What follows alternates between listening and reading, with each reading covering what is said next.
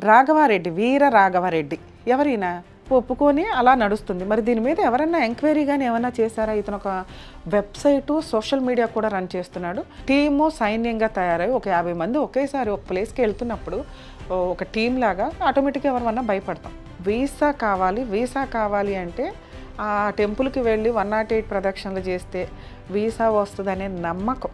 వీర రాఘవారెడ్డి వ్యక్తి యొక్క వీడియోలు చూస్తే చంపేవాళ్ళు, సచ్చేవాళ్ళు నా సైన్యంలో జాయిన్ అవ్వండి అంటే వీళ్ళు రేపొద్దుట ఎక్కడైనా అటాక్ ఇస్తే చావడానికి వాళ్ళు రెడీ అయిపోవాలి, లేదా ఎవరైనా చంపేయడానికి రెడీ అవ్వాలి.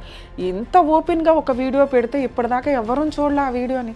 ఒక తాలిబాన్ లేకపోతే ఒక టెర్రరిస్టులకి సంబంధించిన టీము తయారవుతుందేమో అనిపించింది నాకు ఆయన వీడియోలు అవన్నీ చూస్తే. అతను ఇంకా రెస్ట్ కూడా పూర్తిగా తీసుకొని ఉండరు. అట్లాంటి వ్యక్తి దగ్గరికి వెళ్ళి అటాక్ స్టార్ట్ చేశారు. అటాక్ స్టార్ట్ చేసి మాట్లాడుకుంటే మేబీ ఎవరికి తెలిసేది కాదేమో. ఎక్కడి నుంచి వస్తున్నాయి అంతంత డబ్బులు ఆయనకి? ఇది ఒక మాఫియా అయితే రేపొద్దుటి ఇవి ఎంతమంది ప్రాణాల మీద చెలగాట ఆడడానికి ఉపయోగపడతాయో తెలుసా? గవర్నమెంట్ని, పోలీస్ డిపార్ట్మెంట్ని, ముఖ్యంగా న్యాయ వ్యవస్థని చాలా తక్కువ చేసి మాట్లాడాడు ఆ వ్యక్తి. నన్ను ఎవ్వరు చెయ్యలేరు అన్నట్లు. న్యాయవేదికకు స్వాగతం.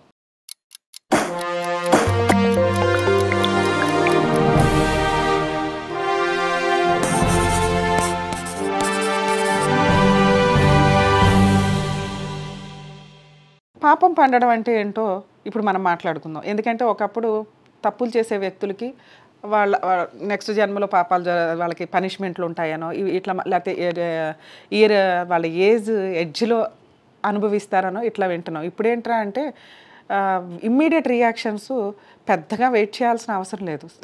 అంత ఇమ్మీడియట్గా వాళ్ళ గొయ్యలు వాళ్ళే తవ్వుకోవడం అనేదానికి, వాళ్ళ ఆలోచన విధానం ఎంత క్రూయల్గా ఉంటుంది అనేదానికి ఇప్పుడు మనం మాట్లాడే టాపిక్ చాలా ఇంపార్టెంట్.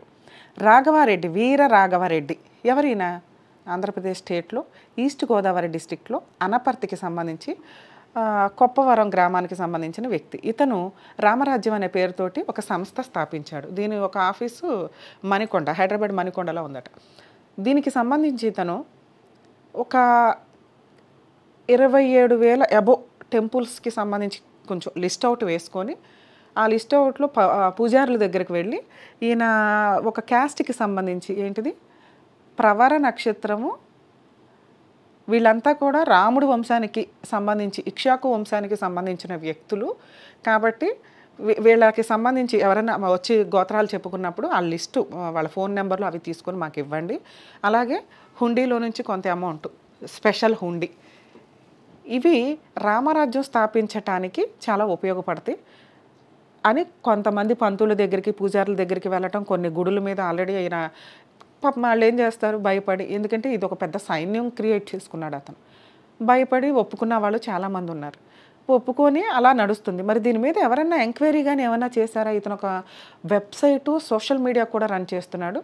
ఇందులో పెద్దగా ఆయన వీడియోలు ఎవరు చూడరు, ఎందుకంటే ఏదో చెప్పుకుంటూ వెళ్తున్నాడు. కానీ ఆ చెప్పే విధానంలో తర్వాత అబ్జర్వ్ చేస్తే, ఈ ఇన్సిడెంట్ జరిగినాక అబ్జర్వ్ చేస్తే ఎంత ఉద్రేకపూరితంగా ఉంటాయంటే పోలీస్ డిపార్ట్మెంట్ని, న్యాయ వ్యవస్థని, గవర్నమెంట్ని ఛాలెంజ్ చేస్తూ మాట్లాడతాడు. 5K రన్, 2K రన్ అని చెప్పి వాళ్ళ టీంని, సైన్యాన్ని సెలెక్ట్ చేసుకోవడానికి ఇంటర్వ్యూలు కండక్ట్ చేశారు. ఒక 20,000 శాలరీ, 10th పాస్ అయితే చాలు, ఈ వంశానికి సంబంధించి, ఈ నక్షత్రానికి సంబంధించిన వ్యక్తులు మాత్రమే. వీళ్ళ ఫిజికల్ యాక్టివిటీ ఫ్రీగా 20,000 ఫుడ్ అన్నీ వస్తుంటే యూత్ పని చేసుకోవడం మానేసి ఒక కండువ వేసుకుని ఇట్లాంటి వాటిలో జాయిన్ అయ్యారు. ఇప్పుడు వీళ్ళు ఒక టీము సైన్యంగా తయారై ఒక 50 మంది ఒకేసారి ఒక ప్లేస్కి వెళ్తున్నప్పుడు ఒక టీం లాగా ఆటోమేటిక్గా ఎవరన్నా భయపడతాం. అతనికి 2022లో ఈ సంస్థ స్థాపించి కొంచెంగా కొమ్ములు వచ్చినట్లున్నాయి. ఇవి ఎట్లా అంటే మనకి 90% తెలుగు ప్రజలకి తెలిసిన ఒక టెంపుల్ చిలుకూరు బాలాజీ టెంపుల్ హైదరాబాద్లో.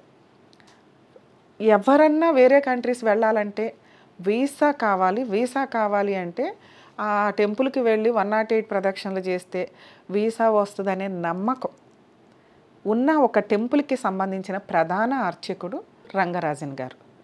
వెళ్ళి రంగరాజన్ గారితో పెట్టుకున్నాడు. ఇప్పటిదాకా ఆయన ఎవరో ఎవరికీ తెలియదు. ఎవరు వీర రాఘవారెడ్డి అంటే ఎవరు?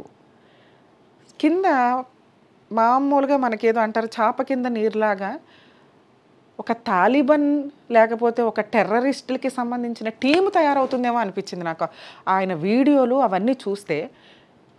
ఒక యాజ్ ఏ హిందూ మతాన్ని మనం ఇంపార్టెన్స్ ఇస్తాం, హిందూ మతానికి టెంపుల్స్కి ఇంపార్టెన్స్ ఇస్తాం, ఒక క్రిస్టియన్ చర్చెస్కి ఇంపార్టెన్స్ ఇస్తాం, ఒక ముస్లిం మసీదులకి ఇస్లాం మతానికి ఇంపార్టెన్స్ ఇస్తాం. అందరూ కలిపి ఆంధ్రప్రదేశ్, అందరూ ఓట్లు వేస్తేనే ప్రభుత్వాలు, వాళ్ళ క్యాస్ట్ వాళ్ళు వాళ్ళ మతవస్తులకి ఓట్లు వేస్తే కాదు. సో కాబట్టి గవర్నమెంట్ వచ్చే టైంకి గవర్నమెంటు అందరినీ దృష్టిలో పెట్టుకొని పరిపాలన చేసుకుంటూ వెళ్ళాలి. అలాగే వెళుతున్నాము, మనం ఉన్నది ప్రజాస్వామ్యంలో. కాబట్టి ఈ వ్యక్తి హిందూ మతము రామరాజ్యం వరకు బాగానే ఉంది, ఎందుకంటే ఎవరి మతాన్ని వాళ్ళు డెవలప్ చేసుకోవడం, ఎవరి మతాన్ని వాళ్ళు గొప్పగా చెప్పుకోవడం మంచిదే. ఆ చెప్పుకుంటున్న విధానంలో మళ్ళీ అందులో వేరియేషన్స్, ఫలానా క్యాస్ట్కి సంబంధించి ఫలానా వంశానికి క్యాస్ట్ కూడా కాదు ఇక్కడ, విడ్డూరం వంశం, అందులోనూ ఒక నక్షత్రం. ఇది దారుణంగా అనిపించలే? అది ఒక టీం లాగా ఫామ్ అయ్యి పాపం ఆయన రంగరాజన్ గారు కుంభమేళాకి వెళ్ళి వచ్చి కూర్చున్న వ్యక్తి, అతను ఇంకా రెస్ట్ కూడా పూర్తిగా తీసుకొని ఉండరు. అట్లాంటి వ్యక్తి దగ్గరికి వెళ్ళి అటాక్ స్టార్ట్ చేశారు. అటాక్ స్టార్ట్ చేసి మాట్లాడుకుంటే మేబీ ఎవరికి తెలిసేది కాదేమో. మనకి ఎవరన్నా కిడ్నాప్ చేసినప్పుడు కానీ, గవర్నమెంట్ని బ్లాక్మెయిల్ చేయాల్సి వచ్చినప్పుడు కానీ, తాలిబాన్లు కానీ టెర్రరిస్టులు కానీ ఏం చేస్తారు, ఒక వీడియో తీసి పబ్లిక్లోకి వదులుతారు, గవర్నమెంట్కి పంపిస్తారు, ఇగో మా కండిషన్స్ ఇవి. ఆ టైపులో ఆయన్ని కింద కూర్చోపెట్టి వీళ్ళు చైర్ మీద కూర్చొని బ్లాక్మెయిల్ చేస్తూ, మీరు వీటికి సంబంధించి లిస్ట్ ఇవ్వాలి, ఇవ్వకపోతే ఏది ఉగాది వరకు, ఉగాదిలోపు ఇవ్వకపోతే మేము ఏం చేస్తామో మీకే తెలియదు. ఇంత థ్రెట్టింగ్ బ్లాక్మెయిలింగు. దీనికి సంబంధించి ఎంతోమంది సోషల్ మీడియాలో పనికిమాలిన వీడియోలు బోడు మంది చేసుకుంటూ వెళ్తాం. కుంభమేళాలో ఎవరో పూసలు అమ్ముకునేదాన్ని ఈ రోజున రెడీ మీద తీసుకొచ్చి కూర్చోబెట్టాం. ఇట్లాంటివి కదా మనము హైలైట్ చేయాల్సింది. యాజ్ ఏ ఇన్ఫ్లుయెన్సర్స్ కింద, యూట్యూబర్స్ కింద, సోషల్ అవేర్నెస్ ఉన్న వ్యక్తుల కింద ఒక అన్యాయం జరుగుతున్నప్పుడు, ఒక అన్యాయం జరిగిన వ్యక్తికి మేమందరం ఉన్నాము, ఇట్లాంటివి మేము టాలరేట్ చెయ్యము అని కదా మనం వీడియోలు చేయాల్సింది. ఎంతమంది చేశారు? దీని మీద నాలెడ్జ్ ఉన్న కొంతమంది చేశారండి, వాళ్ళందరికీ హ్యాట్స్ ఆఫ్ చెప్తున్నాను. ఎందుకు అంటే ఒక తప్పు, అది ఏ మతమైనా కానీ తప్పుని మనం తప్పు అని ఖండించకపోతే, రంగరాజన్ గారికి మనందరం ఉన్నామని భరోసా ఇస్తే, ఆయన ఎంతోమందికి బ్లెస్సింగ్స్ తీసుకొస్తున్న వ్యక్తి. ఆ టెంపుల్లో దేశంలో ఎక్కడైనా ప్రకృతి వైపరీత్యాలు జరుగుతూ ఉంటే ఇమీడియట్గా ఆయన దేవాలయంలో పూజలు చేస్తారు. మీకు తెలుసా ఆ సంగతి? ఇంకొకటి, హిందూ మతం నాకు ఇంపార్టెంటే, ఇందులో దళితులు ఉన్నవాళ్ళు లేనోళ్ళు, అప్పర్ క్యాస్ట్ లోయర్ క్యాస్ట్ అని లేదు, నేను మనిషికి ఇంపార్టెన్స్ ఇస్తాను అని ఒక దళిత వ్యక్తిని భుజాల మీద ఎక్కించుకొని ఆయన టెంపుల్లోకి తీసుకువెళ్ళారు. మనిషికి ఇంపార్టెన్స్ ఇచ్చారు ఫస్ట్, తర్వాత ఆయన నమ్ముకుని ఆయన మతానికి ఇంపార్టెన్స్ ఇచ్చారు. ఇవి వదిలేసి క్యాస్టు, మేము, సైన్యం అనే మాట లీగల్గా వాడటానికే లేదు. ఇంకొకటి, వీరరాఘవారెడ్డి వ్యక్తి యొక్క వీడియోలు చూస్తే చంపేవాళ్ళు సచ్చేవాళ్ళు నా సైన్యంలో జాయిన్ అవ్వండి అంటే వీళ్ళు రేపొద్దుట ఎక్కడైనా అటాక్ ఇస్తే చావడానికి వాళ్ళు రెడీ అయిపోవాలి, లేదా ఎవడైనా చంపేయడానికి రెడీ అవ్వాలి. ఇంత ఓపెన్గా ఒక వీడియో పెడితే ఇప్పటిదాకా ఎవరూ చూడలే ఆ వీడియోని. ఆ ఒక్క వీడియో చాలు లీగల్ యాక్షన్ తీసుకోవడానికి. ఎప్పుడైతే ఈయనకి సంబంధించి అలా ఇన్సిడెంట్ జరిగిందో పాపం వాళ్ళకి ఏం చేయాలో కూడా అర్థం కాల, రంగరాజన్ అండ్ ఫ్యామిలీ మెంబర్స్కి. కానీ వీళ్ళు ఎప్పుడైతే గవర్నమెంట్ నుంచి ఫోన్ కాల్ రావడం కానీ, కొంతమంది మినిస్టర్స్ వెళ్ళటం కానీ, పొలిటికల్ లీడర్స్ వెళ్ళటం కానీ, కొంత అవేర్నెస్, కొంత సపోర్ట్ దొరికింది. దానివల్ల ఇమీడియట్గా రాజేంద్ర నగర్ పోలీస్ స్టేషన్ హైదరాబాద్లో వాళ్ళు కంప్లైంట్ రేస్ చేశారు. చింతమనేని శ్రీనివాస్ గారు డీసీపీ ఎవరైతే ఉన్నారో ఆయన కూడా ఇమీడియట్గా దీనికి సంబంధించి ఎఫ్ఐఆర్ రిజిస్టర్ చేయడం, కేసు రిజిస్టర్ చేయడం, వాళ్ళని కస్టడీలోకి తీసుకోవడం అనేది జరిగింది. సో వీటికి సంబంధించి మనందరం కూడా కొంత సీరియస్గా వాయిస్ రేస్ చేయాల్సిన అవసరం ఉంది. సీఎం రేవంత్ రెడ్డి గారు ఇమీడియట్గా ఫోన్ చేసి మాట్లాడారు. కేటీఆర్ గారు వెళ్ళి భరోసా ఇచ్చారు. సబితా ఇంద్రారెడ్డి గారు వెళ్ళారు. ఇంకో కొంతమంది వ్యక్తులు వెళ్ళి మేము ఉన్నాము అన్నారు. వాళ్ళంతా ఉన్నారు. వాళ్ళతో పాటు మనం కూడా ఉన్నాము. ఇది చిన్న టాపిక్కే కాదండి. ఇలాంటి నాగుపాములు ఎవరైతే ఉంటారో అట్లాంటి వ్యక్తుల్ని తరిమి కొట్టాల్సిన అవసరం ఉంది. నిజంగా ఆయన ఫాలోవర్స్ ఎవరైతే ఉంటారో, ఇది జాబ్స్లో జాయిన్ అవుతున్న వ్యక్తులు, ఇది కరెక్ట్ కాదండి. మీరు పర్ఫెక్ట్గా వర్క్ చేసుకోవడానికి ఆలోచించండి. ఎందుకంటే ఒక మతపరమైన వ్యక్తుల్లో అది మనం ఇష్టం ఉండి మనం వెళ్ళటం వేరు, అవసరం కోసమో అవకాశాలు లేకో ఈజీగా ఒక 20,000 వస్తున్నాయంటే ఏంటి మీరు చేసే పని అక్కడ? ఏం చేస్తారు? ఆయన వెళ్తున్నప్పుడు ఆయన వెనకాల సైన్యంలాగా వెళ్తారా? ఆ ఫుడ్ కూడా ఒక నిజమైన ఫుడ్డేనా? ఎక్కడి నుంచి వస్తున్నాయి అంతంత డబ్బులు ఆయనకి? ఇదొక మాఫియా అయితే రేపొద్దుట ఇవి ఎంతమంది ప్రాణాల మీద చెలగాట ఆడడానికి ఉపయోగపడతాయో తెలుసా? సో కాబట్టి ప్లీజ్ అట్లాంటి వాటిలో జాయిన్ అయ్యేటప్పుడు తల్లిదండ్రులు కొంచెం సీరియస్గా ఆలోచించండి. ఇవి కరెక్ట్ అయిన జాబ్స్ కాదు. అలాగే వీర రాఘవారెడ్డి గారు ప్లీజ్ దయచేసి చేంజ్ అవ్వండి. మతానికి ఇంపార్టెన్స్ ఇచ్చుకోవడం గొప్పే, మంచిదే. కానీ ఇంకొక మతాన్ని తక్కువ చేసి మాట్లాడొద్దు. ఇంకొక మతాలతో మత కలహాలు వచ్చి మనం తన్నుకునేలాగా చేయొద్దు. ఎందుకంటే ఒక బంగ్లాదేశ్ ఈరోజు మనం ఒక ఎగ్జాంపుల్గా చూస్తున్నాం. భారతదేశం హిందూ మతానికి సంబంధించిందే. కానీ ఆ రోజున రాజ్యాంగంలో అందరం కలిసి ఉంటామని చెప్పాం కదా.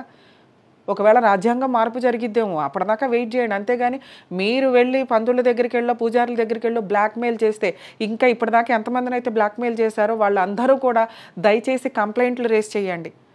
దీనికి సంబంధించి గవర్నమెంటు అందరూ కలిపి ఓటేస్తే, అన్ని మతాలు అన్ని కులాలు కలిపి ఓటేస్తేనే వచ్చిన గవర్నమెంట్లు అండి ఇవి ఫామ్ అవుతాయి ఎప్పుడు కూడా. సో మీరు కొంచెం ఇట్లాంటి విషయాల మీద సీరియస్గా తీసుకోకపోతే రేపొద్దుట ఇవి మత కలహాల కిందకి కన్వర్ట్ అవుతాయి. చాలా పెద్ద క్రైములు జరగడానికి అవకాశం ఉన్నాయి. నెక్స్ట్ దీనికి సంబంధించి లా అండ్ ఆర్డర్ని, గవర్నమెంట్ని, పోలీస్ డిపార్ట్మెంట్ని, ముఖ్యంగా న్యాయ వ్యవస్థని చాలా తక్కువ చేసి మాట్లాడాడు ఆ వ్యక్తి.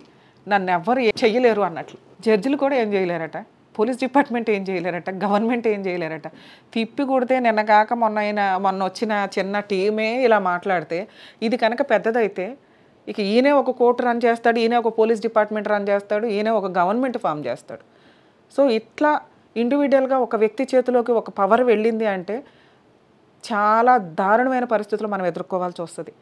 సో నేను నా వీడియో ద్వారా ఇన్ఫ్లుయెన్సర్స్ని కానీ యూట్యూబర్స్ని కానీ రిక్వెస్ట్ చేసేది ఏంటి అంటే please raise your voice for justice for Rangarajan గారు.